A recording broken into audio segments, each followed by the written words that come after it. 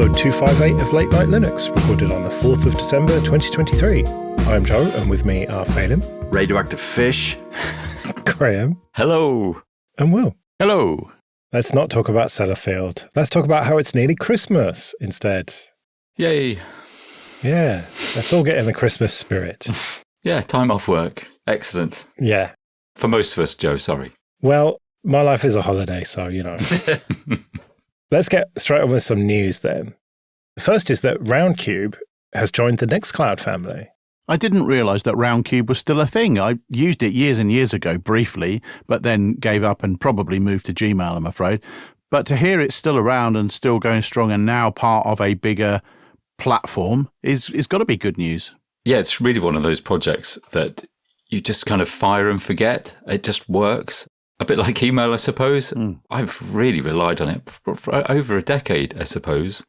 I keep meaning to set up my clients to use IMAP, but, you know, Roundcube's always there in the background, and I always need it for all of the random things I've signed up to with my domain email that I don't want to, you know, give them real email addresses for. So I'm always going in there and finding things. Is there a danger of feature creep within Nextcloud, though? Or as that bridge being crossed far too long ago and just embrace all the things? Well, you can kind of turn stuff off and on. I mean, I don't use an awful lot of the default applications. I just disable them because I don't need them. So, I mean, as long as they're updated and kept up to speed, then I think that's fine. And I think the email client was fairly... I don't know what I didn't like it anyway. I don't really like webmail, but Roundcube is pretty nice. I don't know. I really appreciate the project, Nextcloud.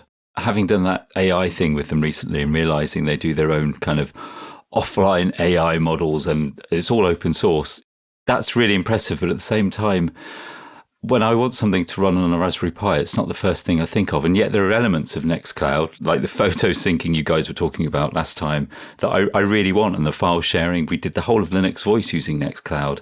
But it's too much for a Raspberry Pi, so I don't tend to install it. Well, it's got to be good for the Roundcube project either way, being part of a bigger, more established project that will be able to deal with a lot of the bureaucracy and stuff that goes along with running an open source project. So, good news. It's funny that this announcement came at exactly the same time as some pretty serious zero days for OwnCloud. And Nextcloud's press email was keen to gently nudge people towards reporting about that. I think they have to do this because I think gone is the times where we can just assume people will hear this news because people are still looking out for OpenOffice and that is equally as decrepit and should be just taken out back because, you know, security stuff, it's getting hammered at all the time. And if you've got something sitting up there, especially with potentially very valuable documentation in there, like, you know, could be your health docs, could be banking details, God knows what's in there. And if you've got an email system that's sitting behind it, then these things have to be really well secured. And you need a team that's active and working on it all the time. I don't know if it's a fair equivalence, really, because OwnCloud has continued. I know there were various political reasons why the fork happened, but I don't think that it's the same situation as OpenOffice where it's just languishing. I think it's a fraction of the staff. Yeah, I don't think it's as actively developed and worked on and everything. But I don't think that it's quite as bad as OpenOffice. Also, I think the OpenOffice situation is openoffice.org is such a great name. It's the default name. LibreOffice just isn't. It's not the same problem with Nextcloud and OwnCloud. And that's what I think creates a lot of the confusion and what makes the OpenOffice momentum so difficult to, you know, divert. Yeah, I still see all the time in articles and YouTube videos and stuff, people still recommending OpenOffice. I don't think it's ever going to go away, is it? It would if the Apache project would stop sponsoring it or allowing it to be sponsored in its name, but hey. Yeah, or just do a redirect to... DevNull. I was thinking more to LibreOffice, but yeah, I suppose that works as well. Where is OpenCV 5? This is something you put in, Phelim, and it's about AI. What? No, it isn't about AI. It's about machine learning for optical stuff for computers. A very useful feature that is fully open and is used on chipsets of cameras and all sorts. And we're in danger of losing any development to that because the future of computer vision seems to be locked up in Silicon Valley corporates who are looking to get big fast and keep it all in-house. So they are making a call for support from people, and they have a very unfortunate fundraiser which is not really doing well. It's not doing well by their standard of what they wanted to get by the looks of it. They've only got about 50,000 euros out of 460, but it is a flexible goal, so maybe they were just trying to get as much as they could. And what exactly does it mean by open source computer vision? Well, I mean, if you take, for instance, a camera on on your phone, possibly, but even before that on hardware cameras, where it would like draw boxes around objects identified as a face, and then it would, adjust light factors for that. That was OpenCV built into a lot of those chips that were doing it back in the day. Now, obviously, with phones these days, who knows what it's actually using, but I'd say an awful lot of them are based on OpenCV initially. Right. So this is an important thing that should be funded. So people should definitely support their Indiegogo. Well, I think so, because I don't think we want the future of useful computer technology to be purely locked up in black box devices, because that's where we seem to be going. Graham, you've got a Steam Deck OLED, so we're going to ask you questions about it. I'm going to start with, how much better is it, and do you regret buying it because you had a perfectly good LCD Steam Deck? I sold the LCD quickly, so I've taken a hit of about £150. It's not worth the 150 quid upgrade for most people. I really like OLED. I don't have that much time to play games. For me, I don't have any regrets. I've had a Vita. I love the way that the blacks are black. When it's off. There was bleed on the LED, and it was inconsistent bleed as well, inconsistent lighting, while the screen was excellent. And I think a recent update has also improved it in terms of color saturation. The OLED is much better. What about your battery life, though? That's supposed to be much better. Yeah, and I've noticed that it doesn't get as hot. The fan isn't as loud. In terms of the screen, one thing that's made a big difference is that it's 90 hertz. And in KDE, in Arch, you really notice that, the difference between 60 hertz and 90. It feels so much smoother. Surely you've turned all the animations off, though. No, I've got wobbly windows and drop shadows. Oh dear. And also the latency on the screen, I don't know what you call it in screen technology terms, but it's a lot more responsive. It feels much more like a smartphone. So they're really big improvements, subtle ones that when you forget you've got a new Steam Deck and you just move it, you think, God, this is a lot better. It feels a lot better. You could browse with it. Browsing in Firefox on Arch on a Steam Deck is actually a thing to do now, whereas before it felt like you were using like a Windows CE device a little. Get your stylus out. Yeah. And what about in games then? Do you really notice it? Yeah, I do. I play games. That's what he tells himself to justify it. I mean, actually, I haven't played that many games on it. The Switch emulation works really well, and it's comparable. We've got an OLED Switch in the house as well, and I'd say it's slightly better than that. I like playing a game with really dark scenes, and it really helps with that. Yeah, the difference between OLED and LCD really comes out on dark, moody stuff, doesn't it? If it's bright, cartoony, Switch-style stuff, yeah, it's a bit more vibrant on an OLED, but it's really if you're playing or watching something that's really dingy that you notice. Yeah. Which I presume is literally the only kind of shit you watch or play. Yeah, it is. Yeah, you're not going to notice watching football with a bright green pitch and all the rest of it, but something tells me you're not really a match of the day regular. Actually, I quite enjoy football. I used to play PES a lot on the PlayStation days. There's HDR as well. So I also have an HDR main TV. And I'm a bit disappointed with the HDR performance, maybe because the maximum brightness isn't that great, but it's certainly nice to have. There's not that many games that support it. And I was also slightly disappointed that Steam Link doesn't support HDR yet. Moonlight does, but not Steam Link. So if I'm running Cyberpunk on my main games PC and I stream it to my Steam Deck, the HDR breaks the display, basically. It just all messes up. Apparently, this is going to come in an update soon because there's PS5 streaming that supports HDR, which is another thing to consider because it might be better than Sony's dumb terminal handheld. But it's better than not having it. Is it practical to pick it up, play a game for 5 minutes, and then put it down again? Like, is there proper suspend, resume? Do you have to shut the game down properly? Is it like just pick upable? Yeah, it works brilliantly. They're exactly the right games to play. I play this crazy mountain bike game where you can just play it for 5 minutes and then it's just so intense you just shut it off again. Are you sure that's not you dreaming of your last holiday? Yeah, well, God, that was just wet across Welsh slate. I think I've broken a rib. Missed 2 episodes, broke a rib, got wet. Was it really worth it? Yeah, it was nice getting out. I noticed with this update that if I play a game back on my game PC, it now for the first time says you have a game suspended on your Steam Deck. Are you sure you want to start playing on here? So nice. they're improving all the time. Yeah, it works really well. And there's no online subscription, which is the main reason, I think. Well, I look forward to future updates from you when you get future updates from Valve. Okay, this episode is sponsored by Kolide. If you work in security or IT and your company has Okta, this message is for you. Have you noticed that for the past few years, the majority of data breaches and hacks you read about have something in common? It's employees. Hackers absolutely love exploiting vulnerable employee devices and credentials, but it doesn't have to be this way. Imagine a world where only secure devices can access your cloud apps. In this world, phished credentials are useless to hackers, and you can manage every OS, even Linux, from a single dashboard.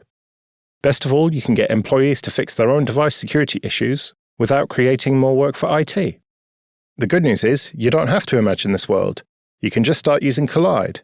Kolide is a device trust solution for companies with Okta, and it ensures that if a device isn't trusted and secure, it can't log into your cloud apps. So support the show and visit kolide.com/late-night-linux to watch a demo and see how it works. That's kolide.com/late-night-linux. On to a bit of admin then. First of all, thank you everyone who supports us with PayPal and Patreon. We really do appreciate that. If you want to join those people, you can go to latenightlinux.com/support. And remember that for various amounts on Patreon, you can get an ad-free feed of either just this show or all the shows in the Late Night Linux family. And if you want to get in contact, you can email show@latenightlinux.com. My Raspberry Pi 5 has finally arrived, and I've had a few days to play with it. And I thought instead of me just monologuing about it, I thought we'd do a Pi 5 AMA. So what do you want to know about my brand new Pi 5? I'm interested to know, are you using it primarily as a desktop or primarily as a server?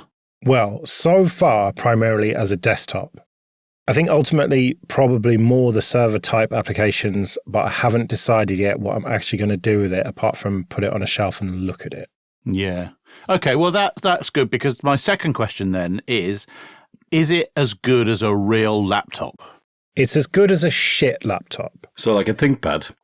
Well, no. So I bought the X270. Oh, shit. I gave him an in. I shouldn't have done that. I'm sorry. Yeah. And it's not as good as that. Put it that way. Okay. The X270 is slightly more powerful, slightly better experience, but it's not night and day anymore. Remind us what processor and memory that has, roughly? So the X270 has got a 7th gen i5 in it, a mobile one, obviously, that's pretty low power, and 8 gigs of RAM as well, because I got the 8 gig Pi 5. So I think it's actually a reasonable comparison. And, you know, some of the benchmarks that I did on it were fairly close, but I don't know, maybe 25% more power, 25%, something like that. Look, if you want benchmarks, you've come to the wrong place. There's all Tom's Hardware and loads of YouTube videos like explaining computers and shit like that if you want the benchmarks on it. This is more my subjective experience that you're going to find out about here. Right. Well, then give me lots of stats on how much I/O you did on it. I want to know all the I/Os. No, really, like what was the OS installed on? Was it still SD card? No, so I have not put an SD card into this machine at all. I've got a USB to SATA 2.5-inch adapter, and I've just been using various cheap SSDs, you know, the ones that are like 120 gigs and about 20 quid-ish, maybe even less now. So they're not high-performance SSDs, but it's over USB, what you're going to do. And I've just been exclusively booting from that. Now, there are not many images as yet available for the Pi 5. Your choices are Raspberry Pi OS, Ubuntu, and a beta of Batocera, which is the retro gaming thing. They're the only ones I've found so far. There's probably a few others, but they're not linked off the Raspberry Pi site that I could find. And There's no like LibreElec image yet. Presumably they're waiting for a Pi to work on it. The main thing I want to know is, would you use it for a home server? I mean, a more ambitious home server, because I need something very quiet, not silent. I use Raspberry Pi hidden behind a cabinet, so when it crashes, I have to pull the cabinet apart to get back to it. And it runs Pi-hole, it runs Home Assistant, it runs music and video serving, and it's a Pi 4, and it's just not quite good enough. And I've been looking into, some of those cheap x86 devices, but really, I like Pis. I like the idea behind them. Is this something you would run as a server? Well, if you download Linux After Dark on Friday, you will hear us talking about Wise thin clients. That's the Dell thin clients that are passively cooled. This shite again. Yeah, which we got for 30 quid, new inbox off eBay. Wow. Cool. Yeah, I believe that happens in some other alternate reality where you all live. Well, yes. It's Brexit benefits. Oh, right. Okay. Is it that all the companies go and bust who can't afford computers now? You got to take the benefits while you can. Yeah. So, no, I would use an x86 box. I'd use the Wise for that kind of thing. One of the reasons is this basically needs a fan. Some people tell you, no, it doesn't need a fan. It's fine. It fucking needs a fan. All right. Now, at present, the fan in Raspberry Pi OS is, I'm not going to say silent, but it's quiet. It's not annoying at all, like even right there in front of you. However, in Ubuntu, there's no fan control. It's fucking full tilt all the time, which is great for performance. Don't get me wrong. Like you get more performance out of it than in Raspberry Pi OS, but it's really loud and annoying. Because when you first turn it on, I don't think you call it posting, do you, when it's an ARM device, but the equivalent of post, it like goes full tilt, and then once it starts booting into Raspberry Pi OS, it just basically goes off and then spins very slowly. And, even if you're working it hard, it doesn't go full blast.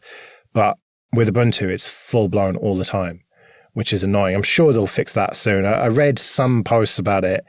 I briefly looked into it, and it seems like it is being worked on. So that hopefully won't be an issue for too much longer. But it is noticeably faster than the Pi 4 in just every aspect that you can think of. So if you are determined to go down the Pi route, then yes, it will do the job for you, I think. What did you pay for it all in? I think it was about 110 quid, and I got the Pi 5, 8 gig, and a case. I got the Pibo Coupe, I think it's called. I got the rainbow one because that's cool colours. I bought the power supply, even though I probably didn't need to. That was another tenner. And the fan as well, that I think is another tenner. So it all added up to about 110 quid delivered, I think. Actually, question about the fan. What does that run off of? Is it run off of pins on the board or? Yeah, there's a header on the board that you plug it into, yeah. Ah, okay. And do you know, is it a 5 volt or is it what? I don't know. Probably 5, I'd imagine, isn't it?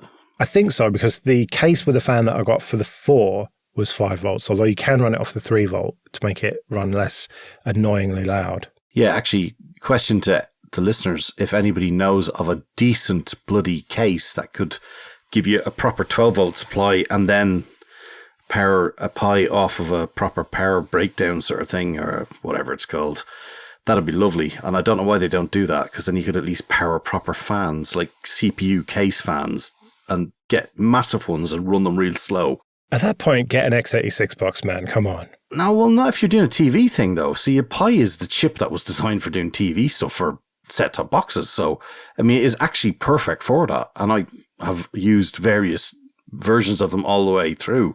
But I would just absolutely love a super quiet, nicely well-cooled that could run the 2.5-inch SSD reliably and not off of USB. Yeah, well, NVMe is an option. And Pimeroni have got pre-orders, I think, or no, it's not pre-orders. It's like notify me or whatever. Put your email in for their NVMe breakout board. Okay. But yeah, having proper SATA would be nice. Yeah. But yeah, for a TV box, that actually could work quite nicely. Yeah. Well, it's certainly capable of video playback. Whether you'd want to do that in Raspberry Pi OS or not for a TV, I don't think you would. No, OpenELEC all the way. Or LibreElec, rather. Yeah. But there's no image for LibreElec, at least as we record, or at least when I looked last night. By the time it's possible for me to buy one, maybe there will be. Yeah, exactly. Well, that's another vote for these Wise thin clients, is you can actually buy them. Jesus Christ. Is there more than 2 gig RAM? I'm looking at them now. Yeah, well, the Wise 5070 is what we got. Okay. And it came with 8 gigs of RAM. Don't want to do a spoiler for this show, but that sounds perfect. Yeah. And I saw idling at one point at 1 watt. Wow. The Wise thin client. This is an x86 box, and even with the desktop, it was like 3 watts idle. Okay. Is there an Android image for the Pi 5?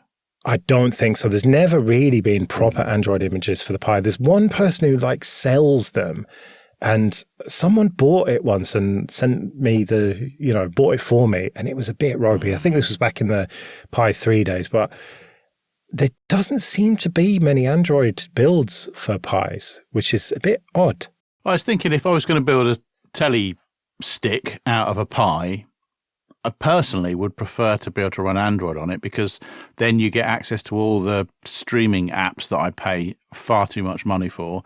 Doing it in a desktop OS is always a bit clunky, in my opinion. I'm probably wrong. I'm sure there are plugins that take care of this in KDE or whatever, but I just can't be bothered. I mean, back to power, the most I ever saw this Pi 5 draw was 8.4 watts, and it would idle at about sort of 3.5 to 4-ish. Whereas my X270, I can get that to idle at 1 watt, and with mid brightness, I can get it to idle at 3.4 watts with the desktop. So you're talking about roughly similar idling, but then the maximum that the X270 will draw is 35 watt while charging or 31 watts while charged, which is quite a difference if power consumption is something you really care about. I mean, the Wise Thin client, sorry Fedin, but 16 watts max was the most I ever saw out of that, which seems very reasonable to me for the kind of performance you're going to get out of it. So it's sort of a bit hard for me to recommend the Pi 5 to most people, really, unless you really need the GPIO and you don't want to do that with USB, or you really need the small form factor of it. I just don't think that the kind of people we are, I just don't think the Pi is that relevant anymore. I think x86 has caught up in terms of power efficiency and stuff. Yeah, it's not quite the do-all device that it used to be. Yeah, I can see that. Yeah, but it is very powerful for a Pi. It is, the most powerful Pi, obviously, they've ever done, and by quite some way. And like I said, every aspect of it is faster, from the CPU to disk throughput and all the rest of it, and USB, and everything about it is faster and better. So if you're already really invested in the Pi ecosystem, in theory, you should be able to take an SD card out of a Pi 3 or 4 that's fully up to date, stick it in a Pi 5 and just get going, which is a very attractive proposition, I think. But nevertheless, I think for now, x86 is the winner. Phelim, you're not allowed to do KDE Korner, and yet you've snuck one in again. You said 30 seconds, and I count 6 links, so is that 5 seconds each? Go. Well, okay, the first one is taunting Graham. Graham had, obviously, K album. What appears that was a K photo album at the same time that you tried to usurp the name of. Cheap clone came afterwards. Oh, did it though? They said theirs is 20 years old. I'm not so sure. K album would be older than 20 years now if you could still build it. Well, could have been you celebrating, but you didn't stick with it. I'm very disappointed in you. Well, I've been milking it for 20 years, so. All right, and freezing in style. With the advent of Wayland for desktop, when things break, terminate applications and tell them, to kill them separately with a pop-up window, all that has changed, and it's a cool write-up of how Caillou went through to fix that for Wayland and kind of redesign a feature that was there from 20 years ago. So a nice read. All right. Digicam Windows revival. Yeah, there's a new release of Digicam 8.2, loads of features in that, but one of the things that was in there was a new proper build for Windows is coming out, which I think is cool. If people are stuck on Windows, at least we can help them out with decent software, so I thought that was quite nice. And your hobby horse, Itinerary. Come on, what's not to love? There's another release of it for October, November. They got cool stuff in there. Indoor amenity searching, which is quite cool, especially in big airports. You can edit that in OSM, and there's lots of document extractions for Eurostar, Eurosleeper, and some of the UK rail stuff as well. So lots of updates. All right, and KDE 6 is coming together. Yeah, loads of stuff on that. And I think just an exercise for Reader, there's 2 weeks worth of updates from late. And yeah, it's starting to look really nice, and it's really getting close. About 86 days left, I think, is the countdown. That seems far too soon. It really does. Right, well, we better get out of here then. We'll be back next week when who knows what we'll be talking about. But until then, I've been Joe. I've been Phelan. I've been Graham. And I've been Will. See you later.